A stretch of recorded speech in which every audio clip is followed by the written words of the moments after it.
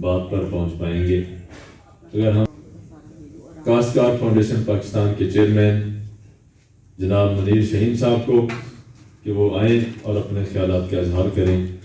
जनाब मुनीर शाहीन साहब।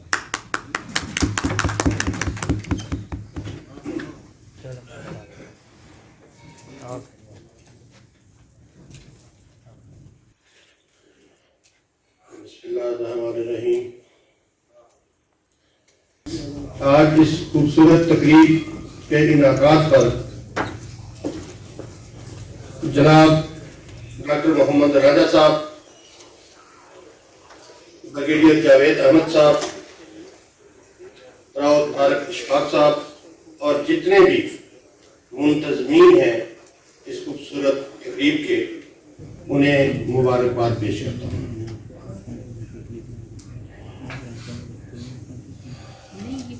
जो एजेंडा हमें बताया गया वो सिर्फ इतना था कि हम सारे लोग जो अलग-अलग अपनी अपनी जगहों पे अपने अपने नामों से काम कर रहे हैं, हम इकट्ठे होकर एक जगह पर अपनी राय पेश कर सकें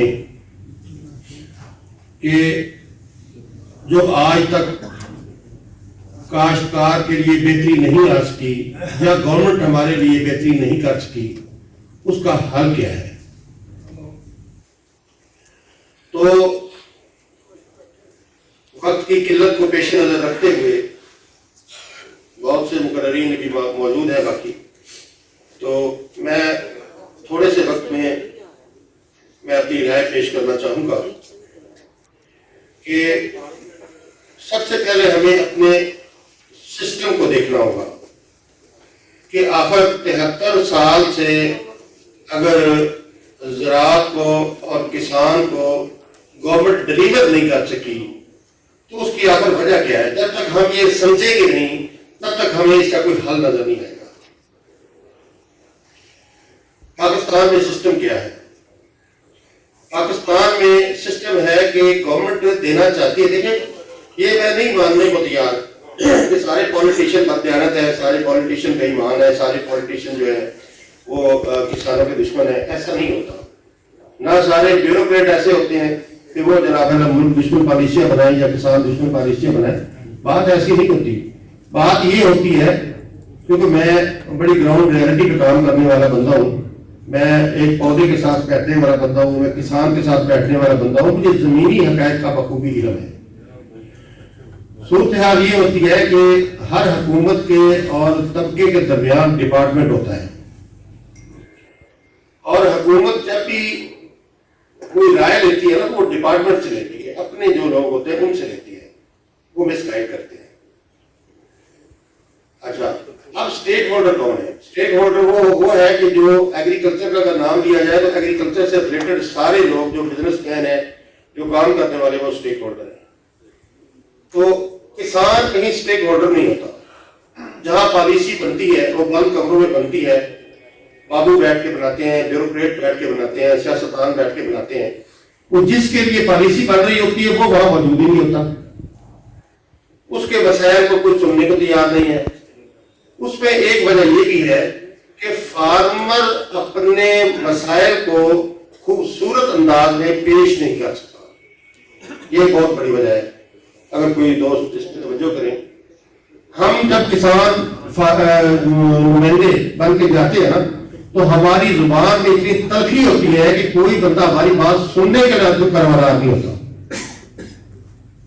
हमें ये नहीं करना चाहिए। मुझे याद आ रही है, एक दोस्त वकील था, वो मुझे कहता था कि वकालत ऐसे नहीं होती कि क्लाइंट जो है वो हम जज से पानी मांगने का तलबगार हो और वकील उसे आग लेके दे दे। तो हम जो नुमाइंदे हैं, हमारे रवैये भी कुछ इस तरह के हैं कि हम गवर्नमेंट से अपने फार्मर को पानी लेके नहीं दे रहे, हम आग लेके दे रहे हैं। हमें इस पे भी थोड़ा सा गौर करना चाहिए। किसानों के जो असल मसाइल हैं उनको खूबसूरत अंदाज में, जैसे ब्रिगेडियर साहब ने बड़ी खूबसूरत बात की कि जरूरी नहीं है कि हम गवर्नमेंट को गाली देकर उससे काम लें, और गवर्नमेंट को गाइड भी तो किया जा सकता है। तो बड़े खूबसूरत अंदाज में जो मसाइल हैं फार्मर के, اس کو خوبصورت انداز میں تحریر کر کے بریفنگ کے ذریعے پہلے خود تیاری کریں. اس کے بعد جو ارباب اختیار ہیں ان کے ساتھ میٹنگ کر کے انہیں سمجھایا جائے کہ آپ کا بھائی یہ نظام غلط ہے, اس میں اگر یہ تھوڑی سی تبدیلی کر دیں یہ نظام ٹھیک ہو سکتا ہے. مثال کے طور پہ یہ سبسڈی کی بات ہوئی تھی, میں نے بھی اپنے کاشتکار فاؤنڈیشن سے میں نے لیٹر لکھے مختلف جو ارباب اختیار تھے ان کو کہ یہ طریقہ کار یہ سبسڈی کا غلط ہے, یہ اتنا مشکل بنا دیا گیا ہے. جو سبسڈی جسے دے رہے ہیں وہ تو اتنا اس کا جو لٹریسی ریٹ ہے اتنا زیادہ نہیں ہے, وہ اتنا مشکل سسٹم اڈاپٹ نہیں کر سکتا. تو آج بھی سارے دوست کہہ رہے ہیں اور آوازیں بھی اٹھ رہی ہیں کہ یہ سبسڈی پراپر نہیں مل رہی. اس کی وجہ یہ نہیں کہ گورنمنٹ نے پیسے نہیں دیے, گورنمنٹ نے پیسے دیے ہیں لیکن درمیان میں بابو نے سسٹم اتنا ڈیفیکلٹ کر دیا ہے کہ وہ کسان تک پہنچ ہی نہیں رہے. تو ہمیں یہ درمیان والا جو سسٹم ہے نا اسے بریگیڈیئر صاحب درست کرنا ہوگا. میں اس سلسلے میں اپنی کاشتکار فاؤنڈیشن پاکستان کو میں بریگیڈیئر صاحب کے سامنے پیش کرتا ہوں. ہمارے پاس الحمدللہ ہمارے پاس ٹیکنیکل پوری ٹیم موجود ہے. ہمارے پاس 18 سے 20 ایگریکلچر پی ایچ ڈی لوگ موجود ہیں. تو میری سجیشن یہ ہے کہ ہر ایشو کے اوپر سبسڈی کے اوپر ایک مکمل بریفنگ تیار کر کے ایک مکمل ڈاکومنٹری تیار کر کے اور جو پاکستان کے آرمی تک اگر جہاں بھی لوگ بیٹھے ہیں جو ہماری پالیسیوں کے اوپر اثر انداز ہو سکتے ہیں ان سے ملاقات کا ٹائم لیا جائے. اور پاکستان میں جہاں کہیں بھی بریفنگ ڈاکومنٹس کے حوالے سے میری ٹیم پوری بریگیڈیئر صاحب کو اسسٹ کرنے کے لیے تیار ہے. پاکستان کے ایگریکلچر کے ہر ایشو پہ پچھلے دنوں مجھے ایک خبر ملی کہ جی گورنمنٹ پنجاب نے ایک نوٹس جاری کیا ہے یہ ایگریکلچر ڈپارٹمنٹ کو کہ جی آپ کی ایف آئی آریں پیسٹی سائڈ پہ بہت کم ہیں تو ایف آئی آروں کی تعداد پوری کریں. تو مجھے بڑی حیرت ہوئی کہ ہماری جو ایگریکلچر ڈپارٹمنٹ ہے اس کے پیمانہ کیا ہے, اس کی ترجیحات کیا ہے.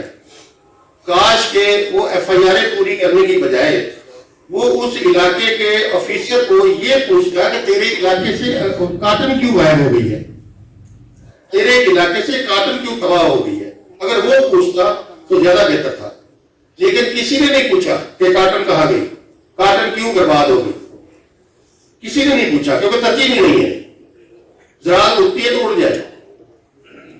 تو مطلب یہ جو ہمارے ڈپارٹمنٹ کے یا ہمارے جو ارباب اختیار ہیں ان کی ترجیحات ہیں انہیں بھی ہمیں بدلنا ہوگا.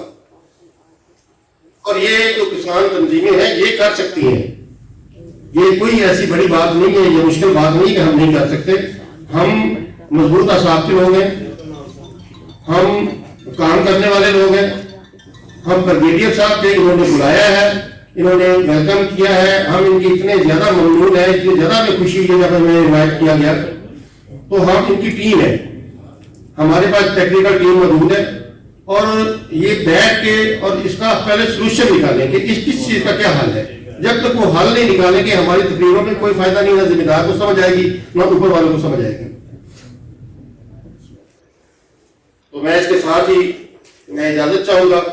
تو پھر میں یہ گزارش کروں گا کہ اس کا حل یہی ہے کہ اس کے ایک ایشو کو ڈائگنوز کیا جائے, اس کے اوپر پوری بیٹھ کے جناب اس کے اوپر اس کا ڈاکومنٹ تیار کیے جائیں اور وہ ڈاکومنٹ لے کے اعلیٰ جو حکام ہے ان کو بریف کیا جائے کہ جناب اس کا حل یہ ہے. اور اس خدمت کے لیے کاشتکار فاؤنڈیشن حاضر ہے.